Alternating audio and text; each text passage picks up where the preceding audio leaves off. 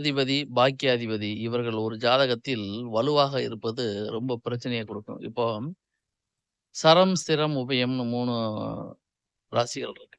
அப்ப சரராசிக்கு 11ஆம் இடம் பாதகஸ்தானம், சிற ராசிக்கு 9ஆம் இடம் பாதகஸ்தானம், உபய ராசிக்கு 7ஆம் இடம் பாதகஸ்தானம். இப்போ இந்த ராசிகள்ல லக்னம் அமையப்பெற்றவர்களுக்கு 11ஆம் இடம், 9ஆம் இடம், 7ஆம் இடம் வந்து பாதகாதிபதியா வரும். இப்போ சிற லக்னத்த பொறுத்தவரைக்கும் பாதகாதிபதியே பாக்கியாதிபதி வருவார். அப்ப அவரு பாதகத்த பண்ணுவாரா? பாக்கியத்த பண்ணுவாரான்னு ஒரு கேள்வி வரும். அதே சமயத்துல 11ஆம் அதிபதி பொதுவாக நல்லது தானே பண்ணுவாரு. ஆனா சரலக்கணங்களுக்கு 11ஆம் அதிபதி பாதகாதிபதியே, அவரு பாதகத்த பண்ணுவாரா? இல்ல நல்லத பண்ணுவாரா? அப்படின்னு கேள்வி வரும். அப்போ உபய இலக்கணங்களுக்கு பொறுத்தவரைக்கும் 7ஆம் இடம் பாதகாதிபதியா வரனால, திருமண வாழ்க்கை அவங்களுக்கு சிறப்பு இருக்காதா? இந்த மாரி 1008 கேள்விகள் உங்களுக்கு தோணுனாலும், உங்க ஜாதகத்துல என்ன கிரக அமைவுகள் இருக்கோ, அத பொறுத்து தான் உங்க வாழ்க்கை இருக்கும் அப்படிங்கிறத புரிஞ்சுக்கணும்.